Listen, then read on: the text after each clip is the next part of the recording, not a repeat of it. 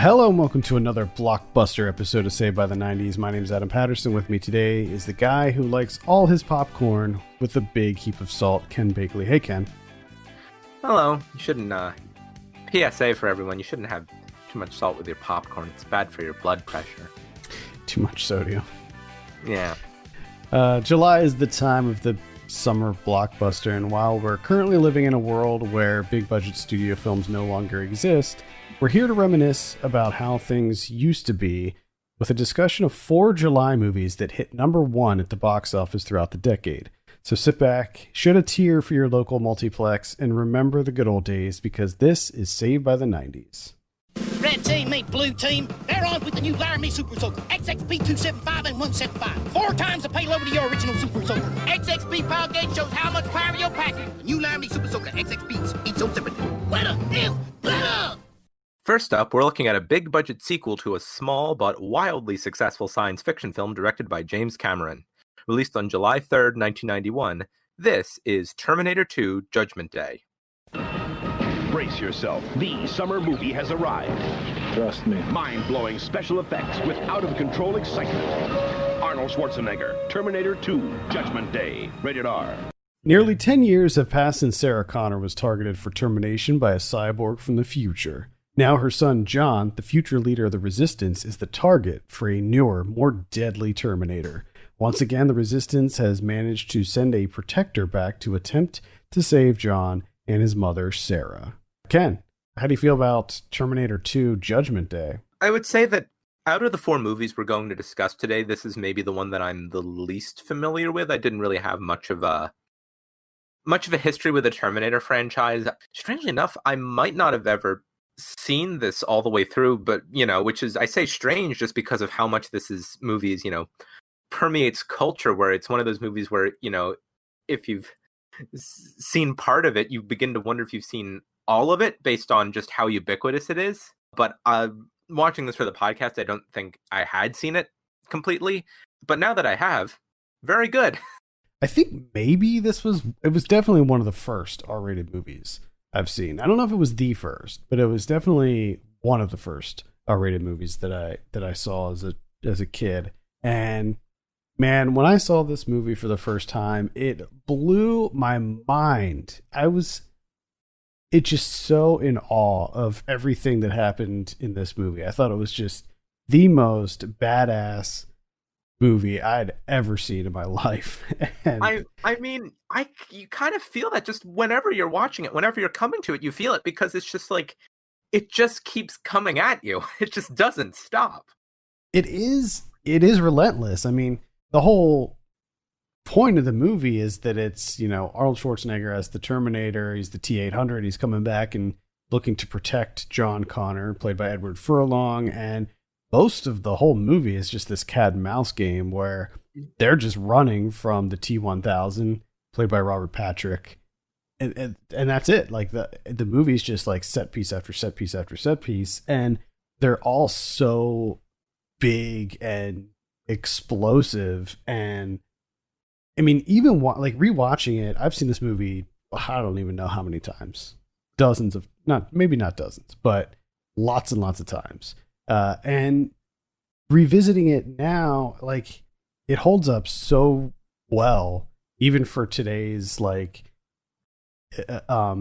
of effects. The effects work, I think, is sort of I think that it's one of the things that makes this movie it's a classic. It's like an undisputed classic. Yeah, it is one of those movies where people coming to it now, such as myself, really, I think you kind of have to consider that a big part of looking at it now in 2020 is you also think about it in terms of how the language of action filmmaking has been so fundamentally shaped by it. And I'm sure no observation I'm going to make during this review is in any way original, but just how it is one of those movies where entire landscapes of pop culture have shaped in its impact. Absolutely. I mean, I feel like this is one of these movies where you can look at the action genre before Terminator 2 and after Terminator 2. I mean, it was such a hugely influential film. I mean, not only on a technical level, but just how well James Cameron blended the action with the horror, with the sci-fi. All of that just permeates throughout this movie. And the fact that it's an R-rated, it's a big, expensive R-rated movie. You didn't get a lot of those back then either. Yeah, I mean, at the time, I believe it was the most expensive movie ever made, or close to it. Yeah, I mean, remember, this came out in 1991, and it had a budget of $102 million, which is crazy. And it's an R-rated movie, which is even crazier.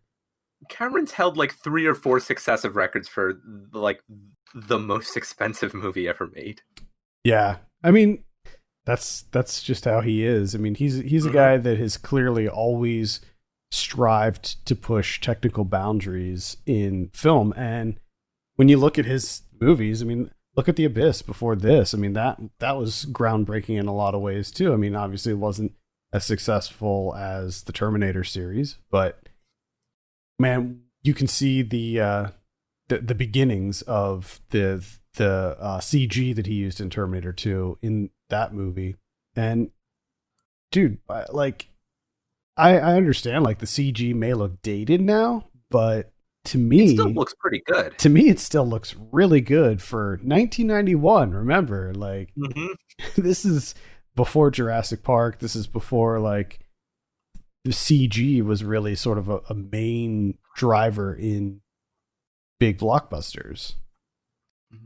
Yeah, I mean, it's I think about this almost in the way that I think about another 1991 movie, The Silence of the Lambs, and how The Silence of the Lambs kind of feels like you watch it and you see the next 3 decades of crime fiction just rolling out in its wake, entirely owing in some part to its existence. And to think of T2 in the same way for action and science fiction, it feels like a unnatural extension.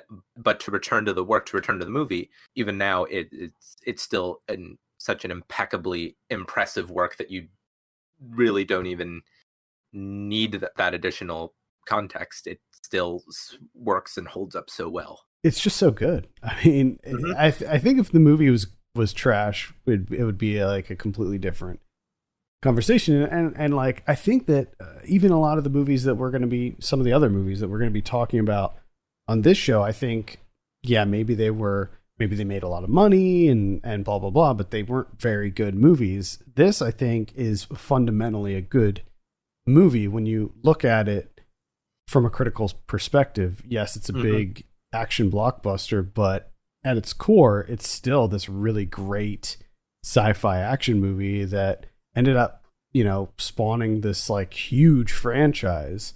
I mean, obviously there was a first entry before this one, but I would say that this is the thing that this one is really what kicked things off as far as the Terminator franchise.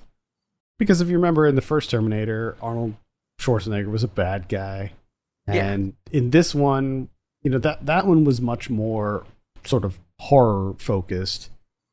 Whereas this one is really, really action heavy. And you have Arnold as the good guy in this one. And he's a badass, but he's also very comical in this too. I mean, I think that one of the things that should always be underscored about this movie is the humor in it. Mm-hmm. Yeah, it really does have like such a great overriding set of signature qualities to it that feel unified in this overall vision of what's being created here. Like I think about in the sense of what am I thinking when I'm coming to a movie like this, and in the sense that it's a movie that's reputation seems to so precede it, and that I think that it is probably pretty likely this is the first time I was seeing it, a lot of it. And I was just thinking, like, my own conception of like this idea of a movie holding up or working on its own terms, and those sort of buzzwords, for lack of a better phrase, that I used earlier. And I really think what I was thinking is, if a movie came out today, even after all of this, a movie came out today that was this well paced, that had this much of a scope, that had this much of just a propulsive energy to it, would that just still stand out so much aside from everything else coming out? And I think you have to say, yeah, like a movie like this that just has that energy and drive to it.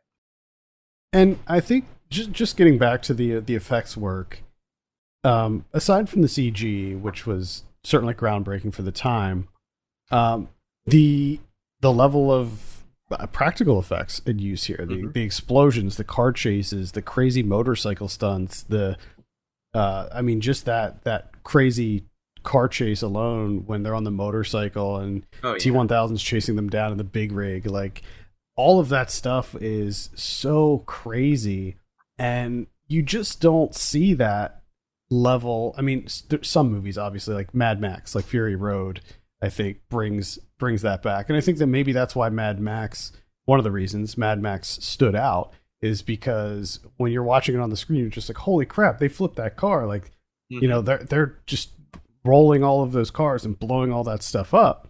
And that's just not something that we see too much anymore. I mean, everything's done in post nowadays. So I think that when you go back and watch a movie like Terminator 2, it's still one of the reasons it holds up is because, like, they did blow up that car. They did, take that truck and throw it off that overpass and all of that stuff. And there's a lot of other like smaller things that they did too. Like, I think and you can see this on YouTube, there's a really great behind the scenes video that shows how they did there's a scene where when Linda Hamilton's character, when Sarah Connor first meets the Terminator and realizes that he's a good guy, and he says like, oh, you can take out my CPU, you can just destroy me right now or whatever. And there's this really great scene where she's sort of taking out his CPU, which is in his head, and the camera, it's one continuous shot, and the camera's sort of panning around as you're seeing her like unscrew the top of his skull and pull this thing out from inside of his skull. And the way that they shot that is they used a false mirror, and Linda Hamilton has a twin sister, and they used her on the other side of the mirror, and Arnold was on one side, and a fake, dummy Arnold was on the other side.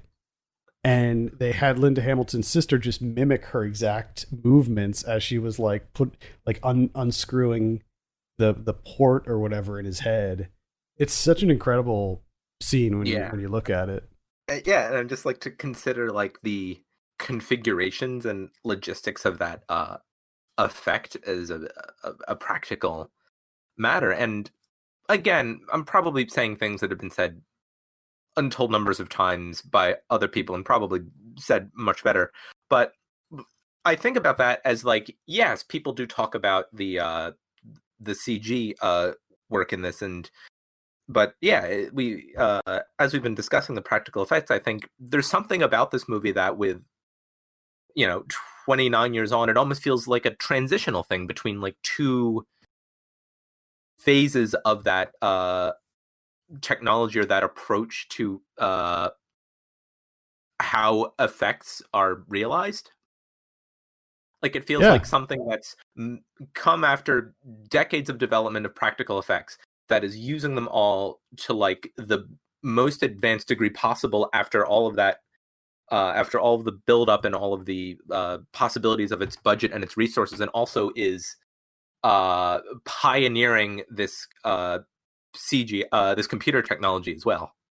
Yeah, I 100% agree with you. I mean, a lot of people may mark Jurassic Park as that, but I would argue that it's definitely this, because after T2, that's when we did see a lot more CG being used, and at first, obviously, it was just used to like sort of accentuate things here and there. Like if there's like an alien creature or something that you can't easily make practical, they would animate it. But then eventually, like 10 years later, everything is just pure digital now. And I think it's sad. I mean, like I sometimes look at the big effects heavy movies and think about how this like one set piece or this one action bit could look if they just did it in like practical effects, and it would almost always look better. And when you use CG, it instantly dates whatever it is, because the quality of CG is always advancing and things are becoming more complex and all of that. So when you see a movie from like the early 2000s that's just loaded with CG, you're just like, oof, like that doesn't look great, you know? Yeah. So yeah, I think in a lot of ways this is a tremendously influential film that sort of shaped the genre for years to come, and I think we're still feeling the ripple effects of it. I mean, just last year we had a new Terminator movie just last year, so there's been 6 of them. There's 6 Terminator movies. and all of them are bad except for 2. And 1 and 2 are the good ones. Everything else is bad. Like, they just can't quite get this series right. And I'm not sure why. I was trying to do a little bit of research into the subsequent Terminator movies because I, of course, knew last year that there was one coming up. I didn't know much about the franchise as a whole. And it seems like at some point the Terminator movies, or maybe just this last one, they try and retcon the other Terminator movies. The newest one, the last one that came out. Which, in all fairness, I think that I can't even remember the name of it. Dark Fate? Is that what it was called? Terminator Dark Fate or something like that? I think that sounds right. That one, compared to the other sequels, it's way better. It's above and beyond the other sequels from 3 on, but it still doesn't come anywhere close to part 2. Yeah, and the reason I observe that is that I think that kind of does establish how much the franchise will always be thought of as, these first 2 movies, and then the other ones, especially if you consider the notion that the other ones then start establishing separate timelines. Yeah, well, I just forget about all those other ones. Yeah, these are details that are kind of getting off track, but that's what I thought about after I was looking at this, because I was trying to read about it and I just ended up getting very confused. Since we're discussing number ones at the box office, I feel like for a lot of these movies we should discuss, what these movies made. Again, this is an R-rated movie, budget of $102 million. It grossed in the US, according to IMDb, almost $206 million. Worldwide, you're looking at just under $521 million. So it absolutely crushed at the box office, and it's no surprise as to why they wanted to make sequels to it. Yeah. But the interesting thing about this, and I know that this is like just rehashing something I already mentioned, but the last big budget R-rated movie that I can think of that was like a big action movie was Deadpool. I think that when you look at Deadpool, there's some similarities, like action-wise, to this. It's about a superhero who can't die. It only had a budget of $58 million.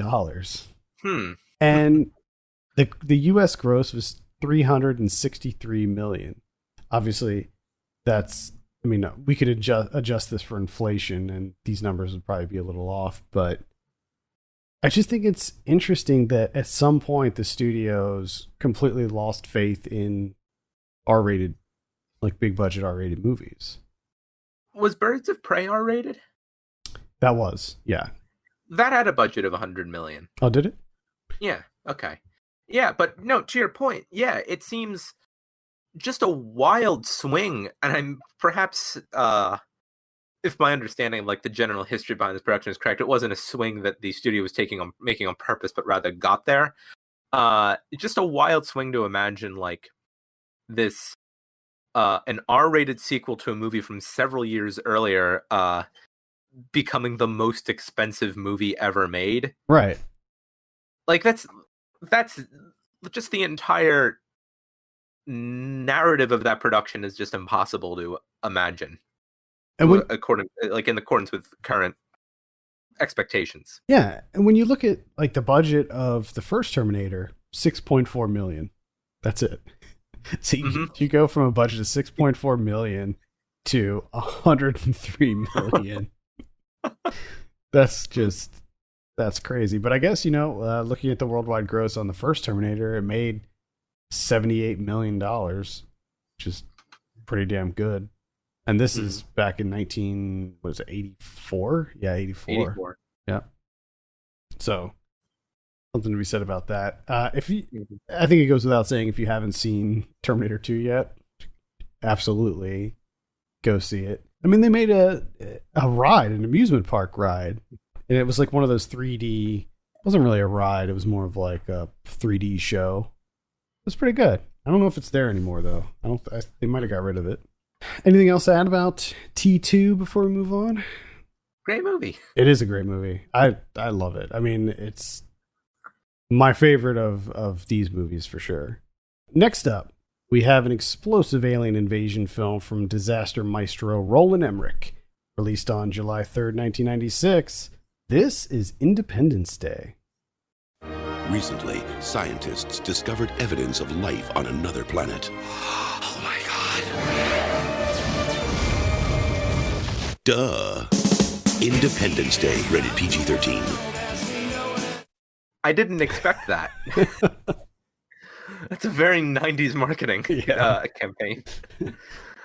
On July 2nd, a giant alien mothership enters orbit around Earth and deploys several dozen saucer-shaped destroyer spacecraft that quickly lay waste to major cities around the planet. On July 3rd, the United States conducts a coordinated counterattack that fails. On July 4th, a plan is devised to gain access to the interior of the alien mothership in space in order to plant a nuclear missile. So, the other three movies, beginning with this one, the other three movies we'll talk about on today's podcast, I am, in contrast to T2, very, very familiar with going in. I've seen Independence Day many times, in whole or in part.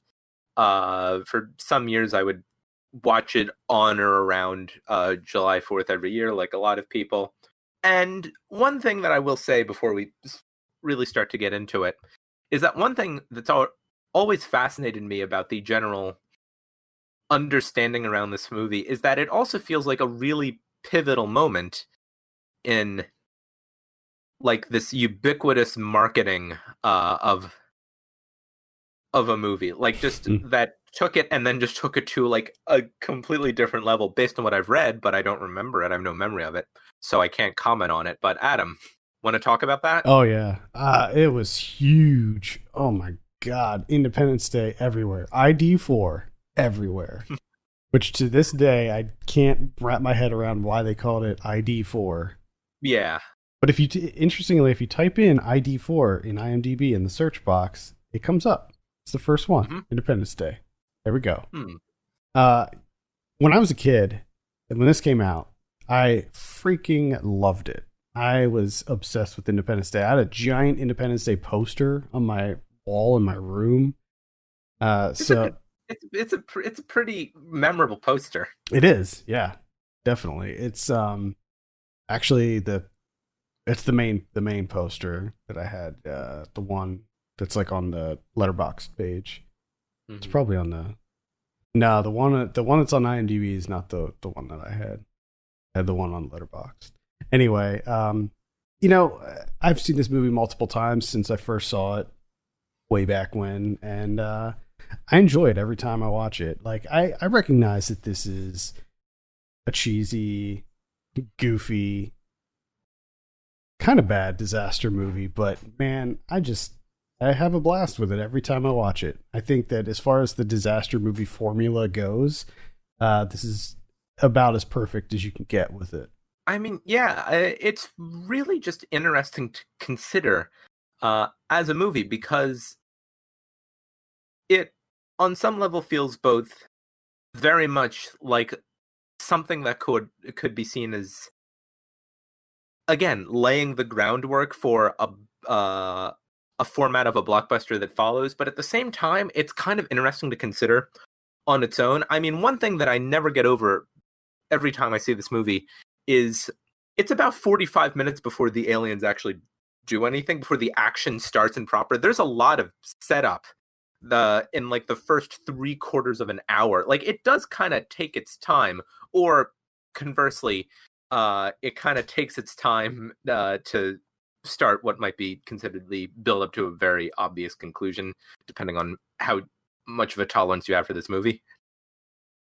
Yeah, But I think that they do a good job of that. I actually Yeah. I like that. I mean, the fact that they no, took, I like it too. they I really do. they took their time in introducing these characters. You have a very large ensemble with this movie. You have all, it's not looking at this alien invasion from just one angle. You have all of these different groups, like Judd Hirsch's character and Randy Quaid and Jeff Goldblum. Bill Pullman is the president. Will Smith. So you have all these separate characters and how this alien invasion is impacting their lives, and it goes through all of that stuff. And yeah, I still think that it's just big dumb fun.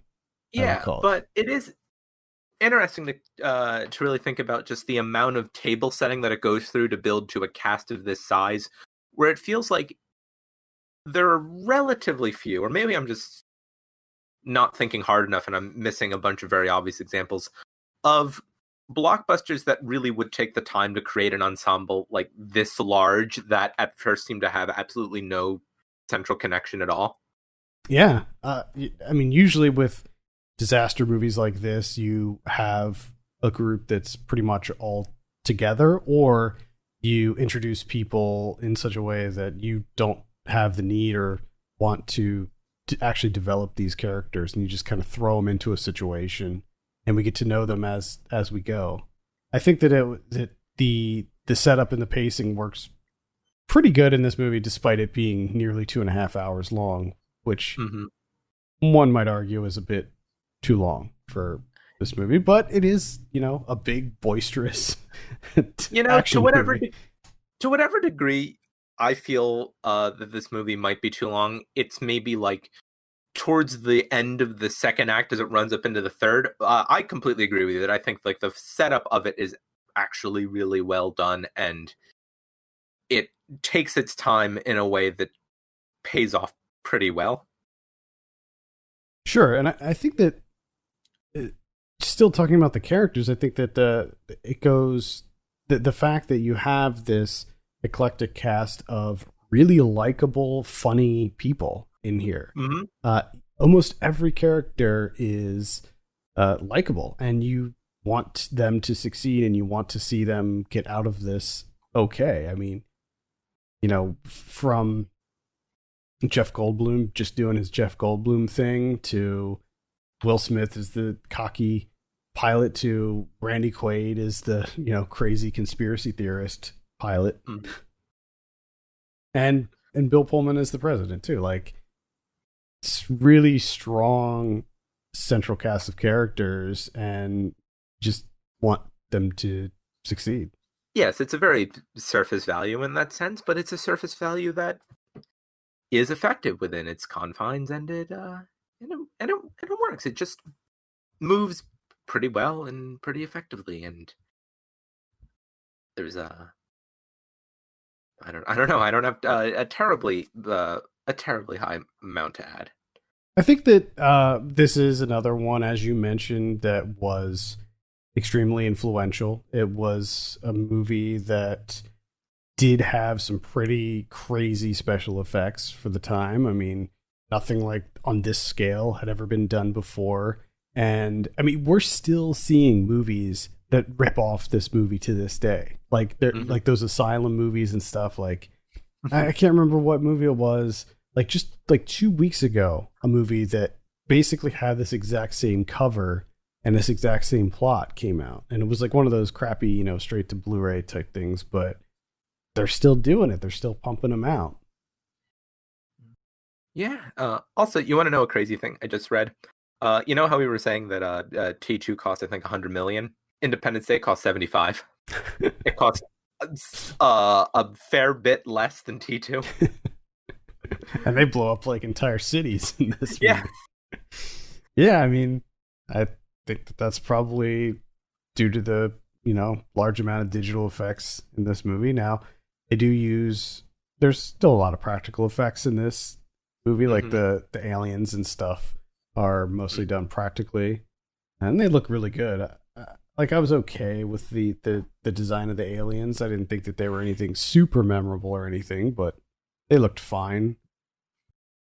And there were some really iconic scenes in this movie Mhm. too, like scenes that just everybody remembers. Everybody remembers seeing the White House blow up, and Yeah, like the entire montage at that 45-minute mark or wherever it is of just like the disaster of the disaster film actually starting and kind of like culminating in that entire like very effective build up to it. And then just all of that coming together, all of the explosions, and then just that immediate like smash cut to black in the title card that says July 3rd that comes up. Mhm. Ah, what a what's your what a what, choice. what's your take on Roland Emmerich in general? I can't say I really know any of his movies or care for them to the degree to which like I have like this certain personal like just personal like for Independence Day. I've seen The Day After Tomorrow, you know, a bunch on, yeah, in its long life on cable, but I also know that he made that completely loathed movie about the loathed like whitewash narrative about the Stonewall riots, but that was him trying to do something different and failing spectacularly at it. But Yeah. yeah, I don't know. Uh, I saw Independence Day Resurgence in theaters and it was terrible. Yeah, I Um, did want to bring that one up. yeah, Just I did not rewatch it for this episode. Normally, I like to try to rewatch or watch everything in a series before we record, and I just couldn't bring myself to rewatch this one. I really hated it, like despised it, so couldn't bring myself to do it again. it's bad. I have not thought about it since I saw it, but it's bad. The funny thing about it is that since it was so touted as like this is going to be the movie that like starts the greater Independence Day franchise, but it made no money and was very poorly received. But there's so that didn't happen. But the fact that there's just this its website and like I remember there was this promotional website that I spent like it felt like close to an hour one day close to the movie's release just clicking through it, that it was about like trying to set up all of this backstory and filling in the space in between what happened in the 20 years between Independence Day and Independence Day Resurgence. Like it had like a history of all the alien technology being adapted into human society. It had like biographies of all the presidents between Whitmore and the president in Independence Day Resurgence, who plays the president in Resurgence? I can't The remember. president that Sailor Ward plays in Insurgents. It had biographies of them and all the presidents in between them. It like had a whole history of the world in between the two movies. Uh, Presumably as the try to make it like filling in the gaps in between what was going to be the start of a franchise that would never ever come. Yeah, I think that Independence Day is pretty much a dead franchise at this point. I just Mhm. don't see them bringing it back. Maybe like some kind of, I don't even know. I was going to say a reboot, but I don't even know. Yeah, the thing about it is that it made so little of an impact. Is that it's not like you think of Independence Day and then there was that bad sequel. It's like you don't think of the sequel until it's specifically invoked. Yeah, I think that history will just forget about the sequel. Like I think that most people will just be like, "Oh yeah, they did make it." It's like Speed 2, you know? Mhm. People just tend to forget that it exists and not think about it, Mhm. which is for the best. I mean, Speed 2 has an Oscar-worthy performance from Willem Dafoe in it, as we all know. Of course. That who about playing a character who received copper poisoning from computers. Yeah. Oh, Speed 2, Cruise Control.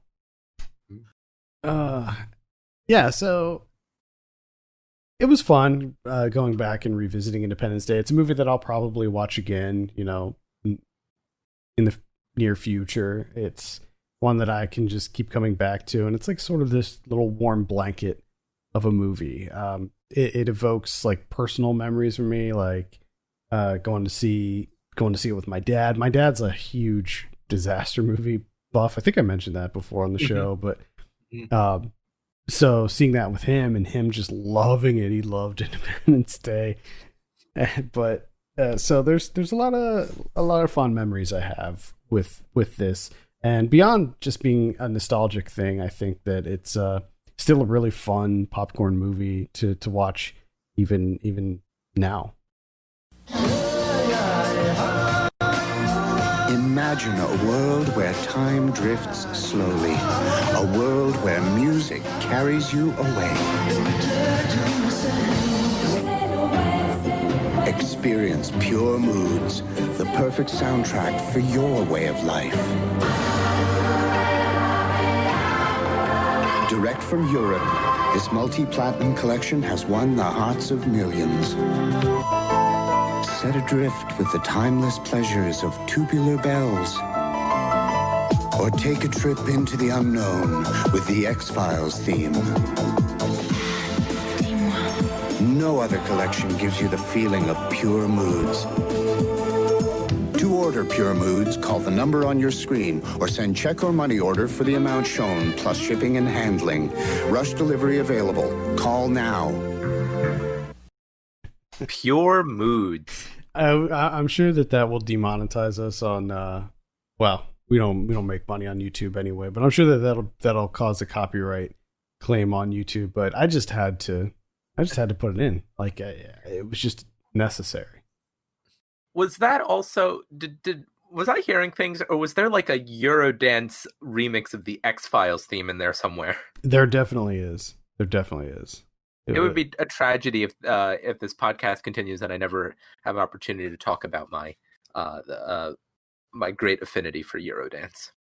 DJ Dotto does the X-Files theme. Good for DJ Dotto. In case you're wondering, Pure Moods is on Spotify. I'm looking at it. You know what? I'm looking at it right now. I actually did want to know that.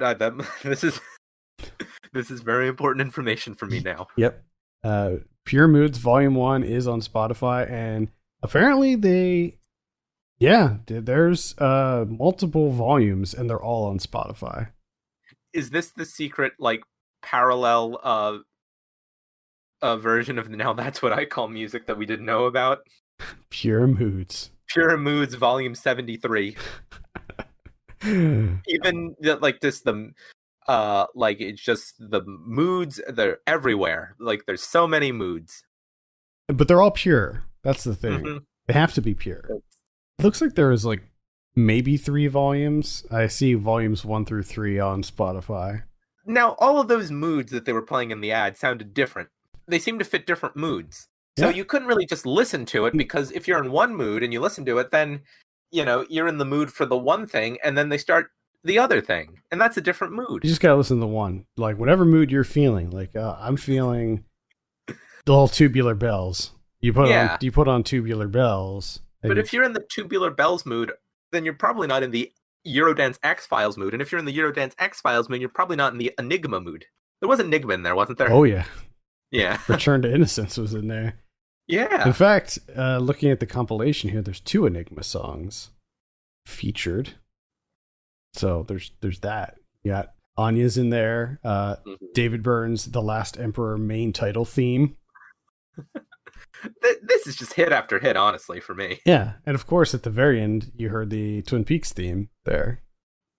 Oh yeah. So that's in there as well. So also a mood. Mood of the 90s. There's a lot of hits here. You got a Yo-Yo Ma. Yo-Yo Ma plays Ennio Morricone. So there you go. Yeah. Actually, let's start the rest of the episode. Let's just talk about moods. Pure moods. A year after the popularity of Independence Day, Will Smith is back on top of the box office again with another sci-fi movie, this time an adaptation of a popular comic book series. Hitting theaters on July 2nd, 1997, and directed by Barry Sonnenfeld, this is Men in Black. On July 2nd, We are the men in black. Tommy Lee Jones, Do you have any idea how much that stings? Will Smith, There's only one way off of this planet, baby. And that's through me. Men in Black, rated PG-13. Advanced showings Tuesday night, opens Wednesday everywhere. After a police chase with an otherworldly being, a New York City cop is recruited as an agent in a top-secret organization established to monitor and police alien activity on Earth, the Men in Black. Agent K and new recruit Agent J find themselves in the middle of a deadly plot by an intergalactic terrorist who has arrived on Earth to assassinate 2 ambassadors from opposing galaxies. Here we go, another big 90s sci-fi movie With Will Smith. with Will Smith, yeah. Later to do Wild Wild West, which I believe was that an option for us? I can't remember if Wild Wild West was late June. I think that was late. I think we late found out June. it was like June 30th or something. Yeah, very very late June. But that was another number Yeah. one. That was another number one at the box office. So hit after hit. Doing really great. Yeah. What did you think of Men in Black 1? I think this is just a great movie. Like you don't have to throw. I don't think you even have to throw qualifiers around it. Like when you talk about Independence Day, like for what it is or for the kind of movie it is. Men in Black is just an incredibly well made movie. Like it's so perfectly paced. Like I think that was an observation I made. I rewatched this for this podcast and I rewatched it a few months ago. It's so perfectly paced. It is just a great, like 97 minutes, I think it is. I agree. It's just even and it moves and it's great.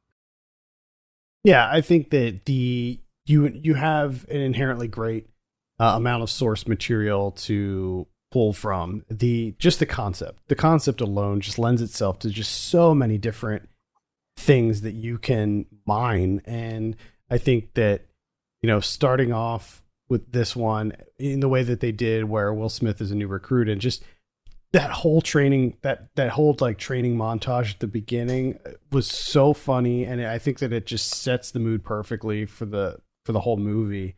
I mean, to this day, I've seen this movie so many times, but to this day, I still laugh every single time when they're doing the written part of the test at the beginning and everybody's poking through the paper and they like just that scene is so perfectly paced comedically. I love it. I completely agree with you. I think that this is a really great movie, and I can't say the same thing about the sequels, but I think for this one, it is just tremendously fun, and I enjoy rewatching it every time I sit down. And it's a movie that's on TV a lot, and like it's one of those deals where when you're flipping through and it happens to be on, you just kind of linger there over it, no matter what part of the movie you're in, you just kind of sit there and you always stop on Men in Black 1. It's one of those movies that it really is great for TV, just because there's no point where you're going to like head out. You're gonna flip to something else. You just stay with it. It just is so even, and there's just so much going on in it. Like it so perfectly accommodates in 98 minutes what a lot of big movies that are 20-30 minutes longer than it really wouldn't know how to accommodate, and feel just so well contained at the same time. Mm-hmm. Yeah. And I think like in this one, by 1997 you're dealing with a lot more CG effects and stuff, and you have a lot more of that in this. However, I think in this it's fine. Like I don't have any major issues with the effects work and stuff in this one. And the creature design is all really good for the most part. You have this really great set of like aliens just everywhere, especially like when he first goes into the MIB office and there's just aliens everywhere, and this really creative design on all of them. And the same with the Vincent D'Onofrio, who plays the skin suit Edgar. What a performance. Maybe my favorite performance from Vincent D'Onofrio. He's so funny in it, and the physical comedy that he just exudes in this, where you get the sense that there is an alien inside of him wearing Vincent D'Onofrio's skin as a suit. And like just how he's so uncomfortable all the time, where he's like squeezed into it. And like the scene when he's trying to look casual when he's in the van and he's just struggling so bad to look like he's just casually sitting in the car. It's so good. It's such a good performance. Yeah, it's a movie movie with a lot of good performances in it. Oh yeah, I mean, Rip Torn is great in this as Zed. I mean, he's really funny in this too, and I think across the board it's just a really really fun time. And I don't want to say it's perfect. There were some things that bothered me and still bother me, especially the pop culture jokes in this. I really wish that they didn't include those where it's like, oh, that celebrity, you know, of course he's an alien. Like those jokes, I feel like make them, they date it. They date the movie. And I really wish that they didn't include that stuff. But at least it wasn't as egregious in this one as it was in the later ones. Mm-hmm. You know, for as much as I love this one, I really don't think I've seen the sequels. But don't bother. I mean, or if I have, I don't recall them. I've seen Men in Black 2 a number of times, and it's essentially the same as this one, only much worse. It was interesting that they wrote out Linda Fiorentino's character. They just wrote her out. She's just gone. I do know that. Because I guess they needed to bring in a new love interest, so they brought in Rosario Dawson in the second one. And you know, she's fine, but it bothers me when they do that in movies. Yeah. I remember I only saw the third one time, and that was in the theater. And I remember being really surprised at how much I enjoyed it. However, I barely remember anything about it. That's the time travel one, where they go back in time. I do remember thinking that one was a lot of fun. And then the latest one was Men in Black International, which was more of a spin-off than anything, which I did watch. I hadn't seen it at all, like when it came out last year, I guess. Last year? I remember that coming out. Yeah. It doesn't feel like it was just last year. No, it doesn't. I was going to peg that as 3 years ago. Yeah, it doesn't feel like it was just last year, but was that the one where they accidentally put the trailer out and it didn't have any dialogue in it? It was just sound effects. Yeah. I remember that. Yep. It's really bad. It's tremendously bad. Like, you have a good cast in it, you know, as usual, but the movie itself is just so blank and lifeless and awful. I really did not enjoy myself with Men in Black International. Mm-hmm. My wife is like a huge Men in Black fan, and she didn't even like Men in Black International. And she's like she likes Men in Black 2, which I think is really bad. Men in Black had a budget of $90 million, so it was a pretty big movie. More expensive than Independence Day. Yeah. Yep. And it only came out a year later, so it's not like, you know, the landscape of Hollywood changed too much since then. It grossed $250 million in the US, worldwide almost $590 million. So made a lot of money too. Obviously enough to warrant multiple sequels, turn it into a franchise. Great movie, great performances. The Tommy Lee Jones and Will Smith are really great together in it. Yeah, I like it. It's good. Will Smith doing just spectacularly well at this point, because I don't know if you know this, Will Smith, he's pretty good at what he does. The 90s were Will Smith's time to shine for sure. Like, he was just cranking them out left and right. Mm-hmm. He's like The Rock. He's like the Rock now. Mm-hmm. Yeah, and you think about like an era of like star-driven movies like this, where it feels like The Rock is the only comparison point you can use to of a current movie star to like previous decades of movie stars or previous decades of like blockbuster filmmaking, because Dwayne Johnson feels like, as many people have said, like the only person who's still able to like have a career based on the parameters of like a star-based movie. Mm-hmm. Did you know that Agent K was originally going to be Clint Eastwood? I did hear that. Yeah, that would have been weird. Yeah, it would have been. Yeah, it still would have been a different movie. I just can't picture it. I can't picture that. No, yeah. I say it would have been a different movie because I can't fundamentally picture what that would have looked like. And I think I read that the Agent J character, they had a bunch of people before Will Smith, like David Schwimmer was the one. Clint Eastwood and David Schwimmer. Would we remember this movie if it was Eastwood and Schwimmer? Oh, no, I don't think it would have been as successful. I really don't. It just wouldn't have worked. It's like, first and foremost, you absolutely need Will Smith, and then secondly, you need Tommy Lee Jones. Yeah. So directed by Barry Sonnenfeld, who made his directorial debut with the Addams Family. And now we talked about the Addams Family Values a while back on the show, and we both another Sonnenfeld. Yeah, we both love that. What is your take on Barry Sonnenfeld? Are you familiar with his work, or do you like his stuff? I've liked what I've seen. I remember some years ago, I guess he did RV. He did. Which I do remember seeing when I was younger and strongly disliking. I never saw it. My memory of some years ago is that it's very bad. It looked bad. I had no interest in it.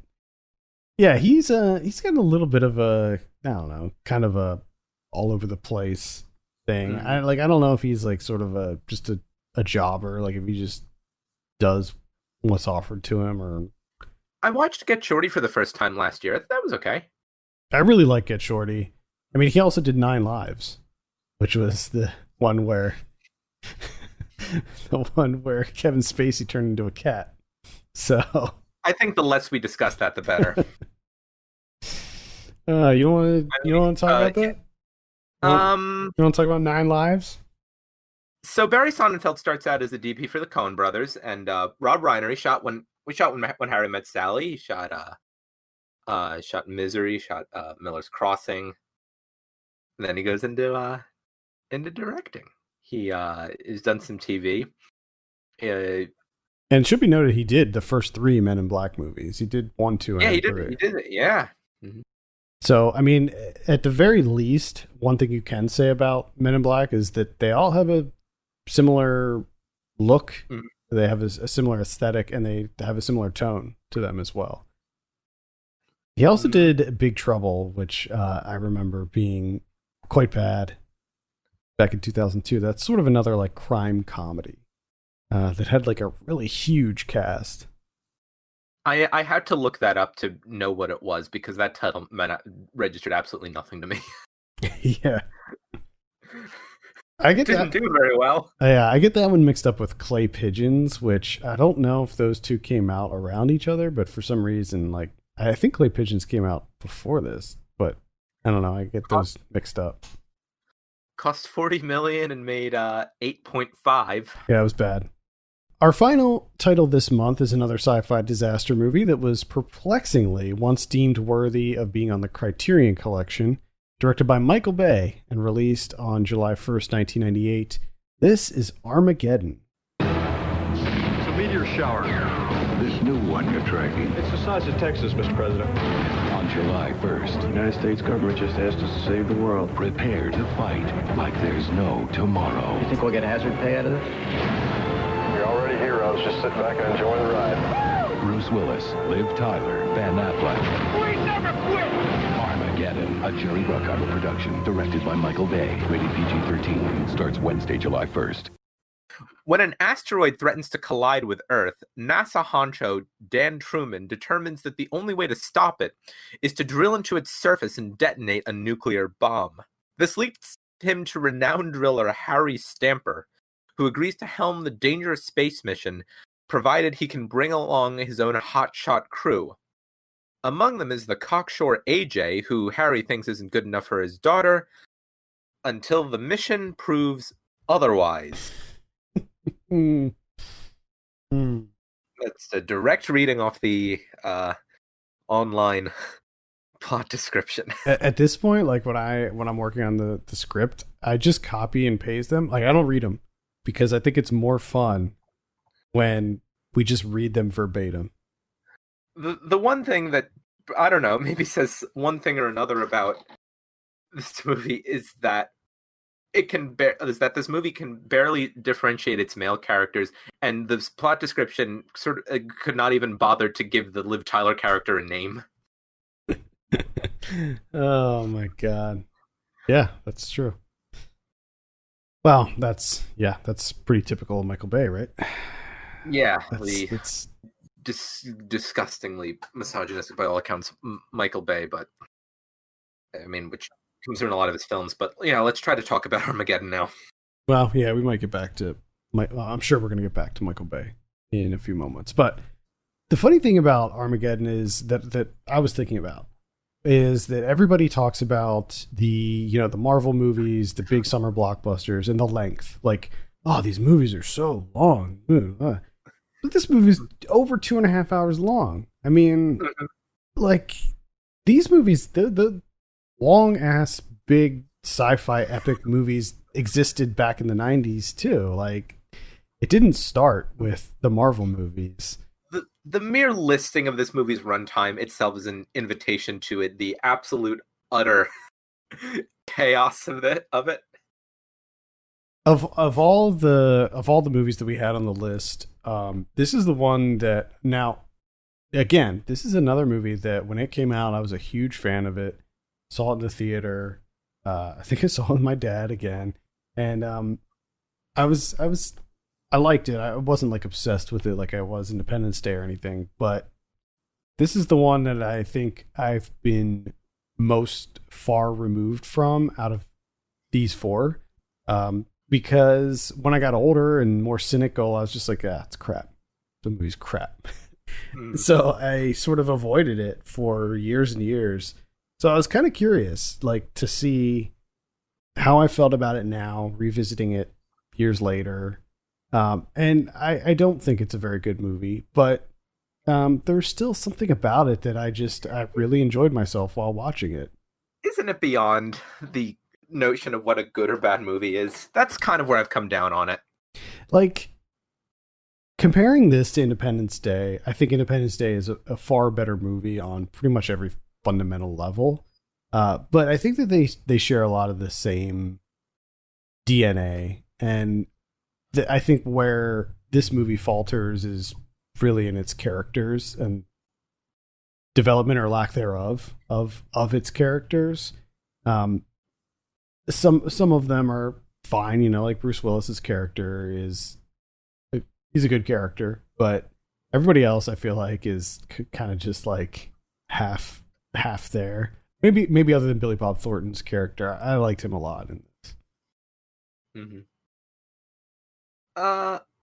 Yeah, like, I feel like one key difference you can immediately draw between this movie and Independence Day is that observation that I made, that the actual disasters, the big effect set pieces of Independence Day don't really begin for about 45 minutes. In Armageddon, you can opening argue scene, the very first shot, opening scene, when Charlton Heston narrates the meteor that narrates the impact of the meteor that killed the dinosaurs, which I totally forgot about that was in this, and I was like, "What is this? Oh my god, this is so ridiculous." Everything about this movie, I mean, this is so clearly a Michael Bay movie. When you watch it, you're just like, oh my god, This is. You can say it about every Michael Bay movie, but when you watch it, you're just like, this is the most Michael Bay movie ever. But often, again, Michael Bay, often invoked, never imitated. No, I wonder why. You have like people have made. There's all sorts of blockbusters out there, but they fundamentally do not look like a Bay movie. Nope, they don't. Which is funny because my wife was watching Bad Boys. Was it Bad Boys 1 or 2? I think it was 1. Bad Boys 1. The other night, and I'm just like, wow. Yep, there it is. No, you know what? It was 2. It was Bad Boys 2. Yeah, his movies are. He definitely has a style. He definitely knows what he likes. Yeah, it's like this is the epitome of like a Michael Bay, like the peak of Michael Bay, in that at some point during at maybe several points during its very long runtime, you begin to wonder somewhere in the back of your mind if you're just going to like spontaneously, I don't know, fall apart while watching it. Like either the movie, the universe, or you are just going to like cease to exist at some point. The amount of like pans and cuts in this is there's a shot of someone rolling dice across a table that takes like 4 separate shots. Yeah, it's just so much like over stylized nonsense. It's so packed too. Like this movie's so bloated with like stuff. There's so much stuff. I mean, like you got to think like the premise of this is these drillers going to an asteroid and drilling a big hole in it, and you got to fill in that 2.5 hour runtime with something. So there's like really long training montages. Like I kind of forgot how long it took them to get to the asteroid. There's so much. Which is so funny. So long before they say the line about the space dementia. It's so funny because like huge portions of this movie are just them training to go into space and figuring out a plan to blow up this asteroid. But Michael Bay, being Michael Bay, is like, well, this is boring. We got to put some stuff in there. So he'll intercut it with just like random scenes of the meteor showers, like the meteorites coming down and just destroying cities or villages or whatever. So you'll like randomly cut to a city being destroyed as they're training. Mm-hmm. It's so much. Also, I feel like as you mentioned that this movie does have a Criterion release, which has always been the source of some notoriety. However, I do think often about that because what I do know about the Criterion is that it contains a commentary from Ben Affleck on it, in which he essentially just makes fun of the movie, such as asking the question he asked Michael Bay, why it made more sense to train oil drillers to become astronauts than astronauts to become oil drillers, and apparently Michael Bay just told him to shut up. I remember that was brought up at one point in the movie where they were just like, it's a craft, or like you got to learn it. You got to learn it from your heart or something, like oil drilling. It's not to which it almost feels like a last minute rewrite just to address people that were going to have the complaint that Ben Affleck did while making the movie. Yeah. It's bizarre that they would send an oil rig crew into space. You know what to the save script the is Earth. like? You know what the script was co-written by J.J. Abrams, apparently. Oh yeah. You know what I don't know who I expected to see on there, but it wasn't J.J. Abrams. Yeah, that's kind of interesting. Yeah. I mean, this is also like a particular kind of like high rewrite you would assume Blockbuster. So whoever's credited for writing it, there's also like 20 other people that worked on it at some point. Yeah, I'm seeing Tony Gilroy listed here too. This is an adaptation. I'm not sure what. It's so. I mean, you just assume that all the drafts are so far removed from each other in a production like this that they feel like adaptations of themselves. Yeah, that's kind of strange. Based on a script by. I'm trying to remember what I was going to say. You know what the script feels like? You know that joke that people have on Twitter where it's like, I trained a bot to watch 1,000 hours of a movie in X genre, and this is what it came up with as a script. And the goal is to write just the most surrealistic mishmash of cliches and just completely absurdist dialogue. This is a 150-minute version of that. Yeah, I think so. This movie basically feels like a Twitter joke. Yeah, it really does. I mean, especially when you have Steve Buscemi in there getting the space dementia, and he's got space dementia. His name's Rockhound. Oh God, Michael Bay. He doesn't know when to quit. This guy. Mm-hmm. I haven't seen that Six Underground, the Netflix one, but it looked extremely Michael Bay. Yeah. What really confuses me is like this entire like small network of critical discussion that I've read, but I just don't fundamentally understand. Like the vulgar auteurs that are like that just weirdly often you see them in like as like I don't know weird Bay apologists. Yeah, there's a really great video essay that's out. Yeah, I can't remember. I think I know what one you're talking about, and I've seen it. Yeah, I can't remember who did it. Apologies, I would like to credit them, but it's really fascinating how, when he breaks down all the like shot compositions that Bay likes to use and stuff, and it's kind of fascinating. Mm-hmm. I think that's also why I kind of said, there is a distinctive look to them.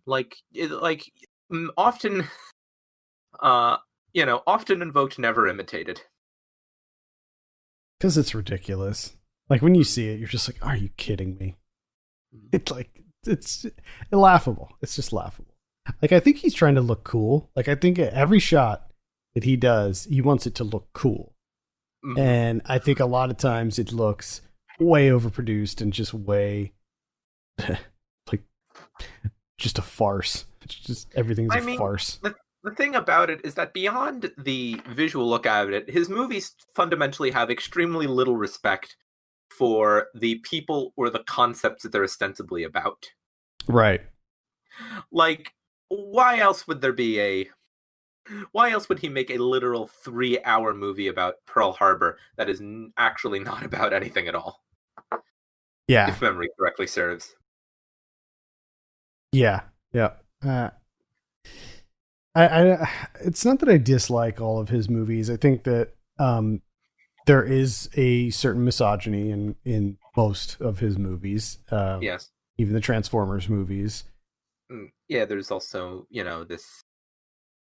I have not seen every Transformers movie, but apparently a lot of the Transformers characters seem to be thinly veiled racial stereotypes as well. Yeah. There's also like that incredible level of just completely baffling jingoism in some of these movies. Yeah. I mean, he did make literally like he also made a movie that was just about Benghazi. Or rather, I don't know, that just kind of did get taken up. I haven't seen it.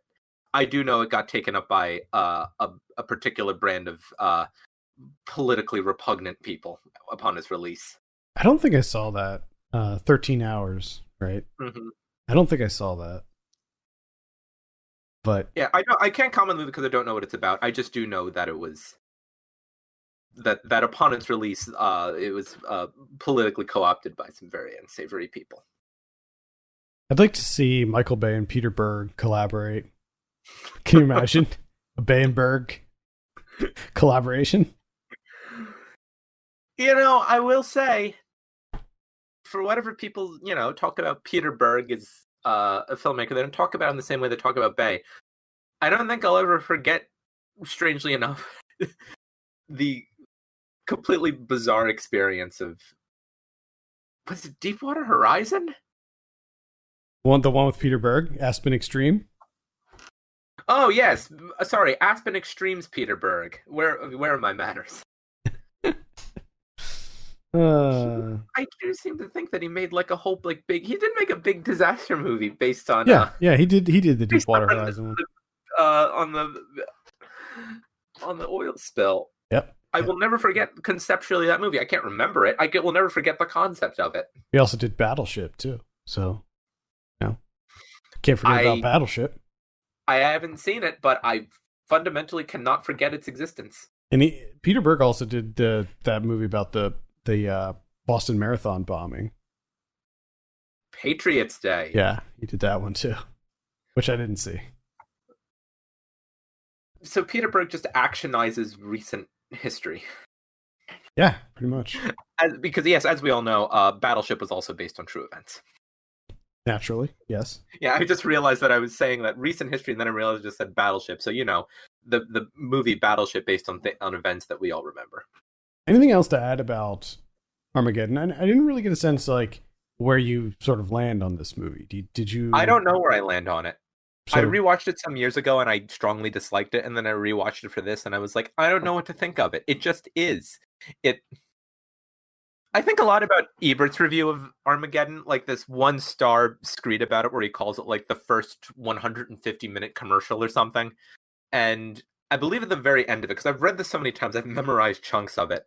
He says that after the movie was over, he sees in the lobby of the theater, he saw a poster that had put up with quotes quotes from Blockbusters on it, and one of the lines was like, "It'll obliterate your senses," and that's my reaction to it too. Like, it just comes over you like a giant wave.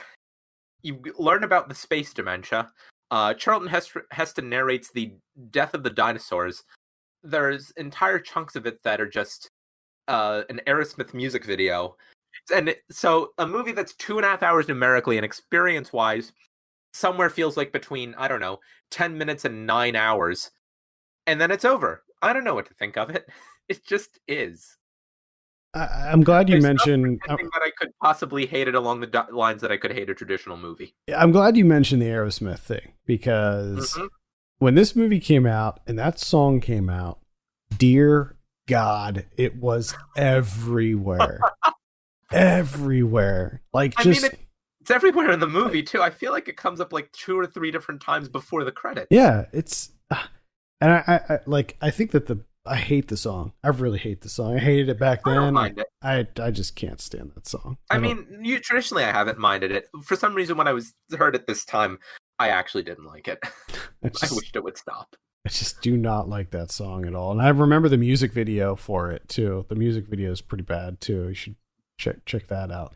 It intercuts like scenes from the movie, but it's like it has its own footage too. So you should definitely look into that music video. One kind of weird thing I did want to point out is that the song's written by Diane Warren, who is, once we've talked about below the line, as the term is, like, artists nominated for Oscars in the same category over and over again and never winning. That was of course a huge deal and a well-deserved deal when Roger Deakins won an Oscar after I think 13 or 14 nominations. I think the new title of like noted artist nominated for a technical Oscar never wins is Diane Warren, because I'm looking now, between 1988 and 2020, she has been nominated for 11 Academy Awards for Best Original Song and has never won. Wow. She has written so many. Actually, the first nomination she had was the Starship song "Nothing's Gonna Stop Us Now," which was apparently written for the movie Mannequin. That was her first nomination. Her most recent nomination was apparently an original song in Breakthrough. It's that movie with Chrissy Metz from This Is Us, where she plays the mother whose like child fell into a frozen lake but survived, and it was like a faith-based film. And Diane Warren wrote a song for that, and it got nominated. Also did not win. I feel like a couple of times since I've become like, a person who follows the Oscars, like the odds on things. There've been a couple times I want to say where, and done my predictions, where she's been like either out front to win or was like up to win, and like, in the top, had a good chance of winning and didn't. Like, there have been, I swear there's at least one of these years, It might have been the year where they had that song, that Lady Gaga song, "Till Happens to You" from the Kirby Dick documentary, The 100 Grand. I believe she was like favored to win that year, and like lost, like on like her 8th nomination. And like the narrative was, give Diane Warren the Oscar. She's been nominated 8 times. And the Academy was like, no. So Armageddon had a budget of $140 million, which is massive. 1998, $140 million. That's insane. That is obscene.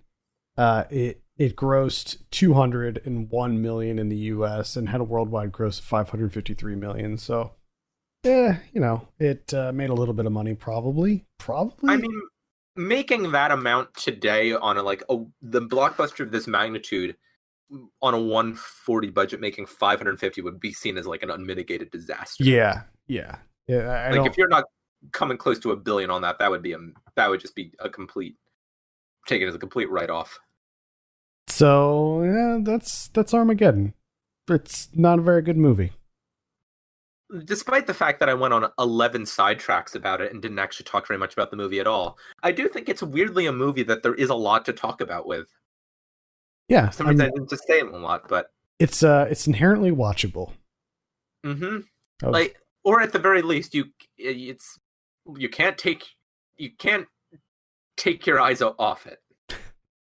Yeah, that's something. You might even say that you don't want to miss a thing. Oh. On that note, I think that's a good place to wrap it up this month. I hope everyone is remaining safe and sane this summer. And I know it's tough, but someday we'll all be able to experience the joys of the theater again. If you have a moment, please consider reviewing us on iTunes. That would be super helpful. You can follow us on Twitter and Facebook at 90spod, and feel free to shoot us an email with your 90s memories at 90s@filmpulse.com. For Ken Bakley, my name is Adam Patterson. This has been Saved by the 90s. Bye, everyone, and wash your hands and wear a mask.